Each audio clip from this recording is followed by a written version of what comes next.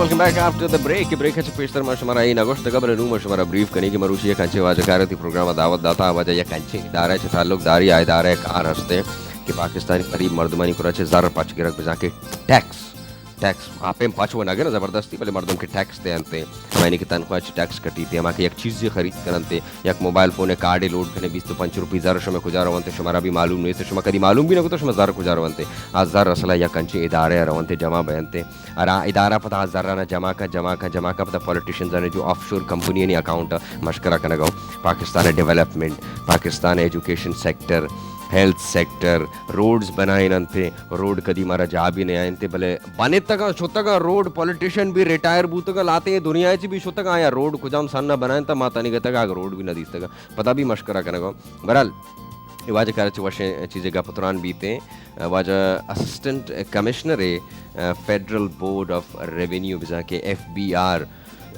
Was Ejaz कैसर मस्तोही साहिब अमरदारी करने गए मरूची बलूची हबर कहाँ भले वाजह डायलेक्ट कम मुख्य जो मुख्तलिफ हैं तो पमेश का मन कोशिश कनी वाजह बलूची सरपत भी वाजह कोशिश करती मनी बलूची सरपत भी और शुमा कोशिश भी करे मैं दो नहीं बलूची सरपत भी मरूची शुमा वर्षा दुरुस्ता चे मस्तर इम्तिहान एजाज साहब आते प्रोग्राम वशत करें गपतराना नी सिलसिला शुरू करें एजाज साहब अस्सलाम वालेकुम वजह बनिंदे प्लीज चुने शुमा जोड़े खैरियत मिन्नत वार मनी वाजह शुमा वहद दाते मरूची प्रोग्राम आत कर मैं मुदाम प्रोग्राम शुरू करने का पेशर में गुशी कि वहद सक बाज कीमती है वहद हिच मट नेस्ते और पता भी शुमा मरूची वती ज़िंदगी 1.5 घंटा मना दाते हैं आइए वास्ता थैंक यू सो मच कि शुमा प्रोग्राम आज अमरादारी को और पता शुमा या कंची इदारा है ताल्लुक दारे मनी वाज का कि सरपत वो बैग है ना शुमा उर्दू सोच बिकनी विबक्ष के परचे वाजा जो ज़्यादा जो अम्मे के डायलेक्ट हंसते हैं ये चिंग का गलत नहीं तो पमेश का उर्दू का पुत्रान बिकनी आप एक ऐसे इदारे से मुंसलिक हैं हर कोई जानना चाहता है कि इस इदारे के पास एक महीने के अंदर कितना पैसा जमा होता है हम ये नहीं जानेंगे आपसे बहरहाल आपकी जो रिस्पॉन्सिबिलिटीज़ हो obviously federal board of revenue जिसका हम जो समझते हैं जो जनरल पब्लिक या सिविलियंस का जो ओपिनियन है कि हम जो टैक्सेस देते हैं वो डायरेक्ट इनडायरेक्ट टैक्स हो वो सब यहाँ पर एक्यूमुलेट हो के एंड देन यहाँ से फिर उसको वायर किया जाता है सर आप हमें बेहतर बताएं सबसे पहले तो मैं जानना चाहूँगा कि फेडरल बोर्ड ऑफ रेवेन्यू का वजूद इसकी शुरुआत जो है वो पाकिस्तान आज़ाद होने के कितने साल बाद और किसने ये बुनियाद रखने का मैं कहूँ सोचा था। बिस्मिल्लाहिर्रहमानिर्रहीम। पहले तो तमाम सामीन को देखने वालों को मैं अपनी तरफ से अस्सलाम वालेकुम कहता हूँ। वालेकुम सलाम। और बड़ी मेहरबानी कि आपने जो है हमें मौका दिया आपने जो है आइडियाज़ शेयर करने का कौम से बात करने का लोगों से बात करने का और बड़ी खुशी हुई कि आप लोगों ने एक बलूची चैनल को एक प्रमोट किया है बलूची कल्चर को और बाकी चीज़ों को। यूँ तो डेफिनेटली आई बिलीव कि that there is no difference between provinces because हम एक नेशन है कौम है। बिल्कुल। तो अगर आप कल्चर्स की बात करते हैं तो फिर बलूचिस्तान का एक नुमाया नाम है। बलूचिस्तान बहुत पुरानी कल्चर है। मेहरगढ़ को देख लें या दूसरी देख लें बोलान है या सारे। और आपने पूछा है FBR के बारे में।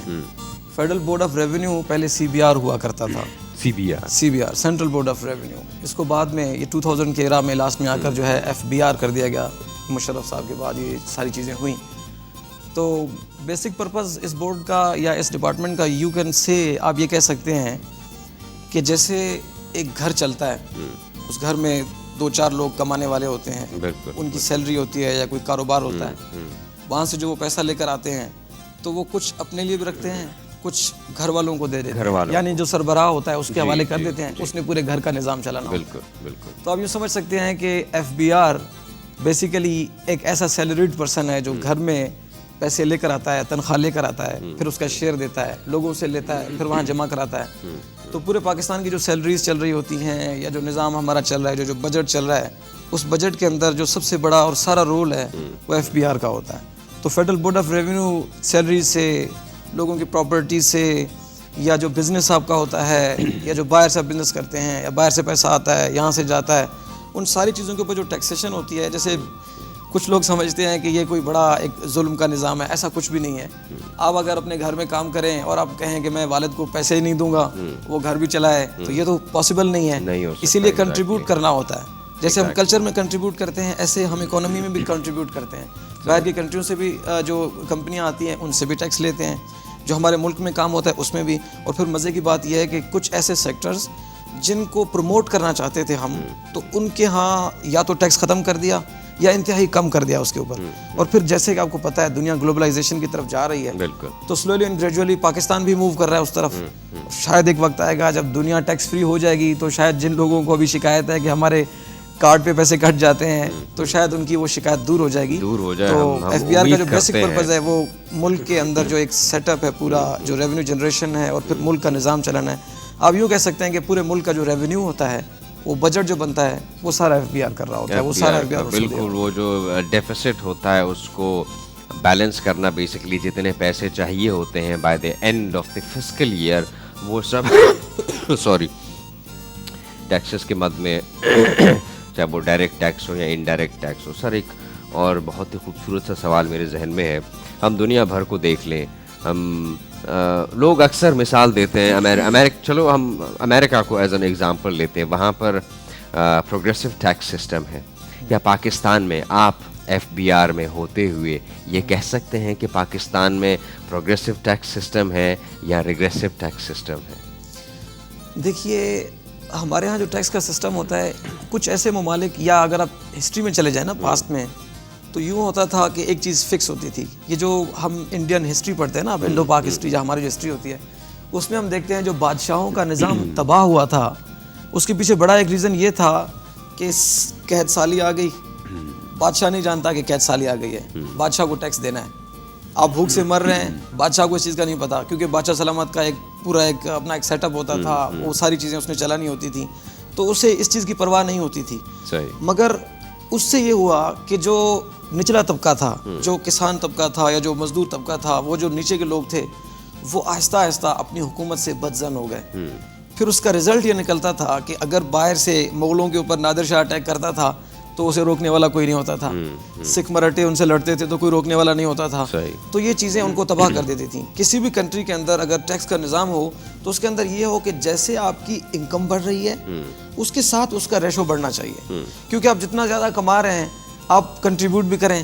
کیونکہ دیکھو ہمارا ملک اسلامی ملک ہے, تو قرآن میں ہے کہ اللہ پاک نے فرمایا کہ یہ آپ سے پوچھتے ہیں کہ زکوٰۃ کیا دیں, تو آپ انہیں کہو, سورہ بقرہ کے اندر ہے چیپٹر نمبر 2, کہ یہ پوچھتے ہیں زکوٰۃ کیا دیں, تو آپ انہیں کہو وہ جو تمہاری ضرورت سے زیادہ ہے, یعنی جو تمہارے پاس ہے اس میں سے اپنے پاس رکھ لو, اوپر کا دے دو. تو جو ٹیکسیشن میں ہوتا ہے ہمارا وہ یہی ہوتا ہے, جو زیادہ بزنس کرے گا ٹیکس اس کے حساب سے پڑے گا, لیکن ساتھ میں اس کے ساتھ یہ لینینسی ہوتی ہے کہ جب وہ ٹیکس کی ایمڈ میں بڑھتا جائے گا, پیسے زیادہ ہوتے جائیں گے, پرسنٹیج کم ہوتا جائے گا اس کا.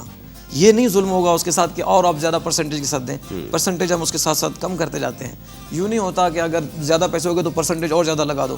الٹیمیٹ جب اس کا ٹیکس بنتا ہے, اور جب آپ نیچے کی طرف آ کر تھوڑے چھوٹے ٹیکس پیئر کو دیکھیں, تو ان دونوں کا جو ریشو ہوتا ہے وہ اس میں کوئی بڑا ڈفرینس نہیں ہوتا.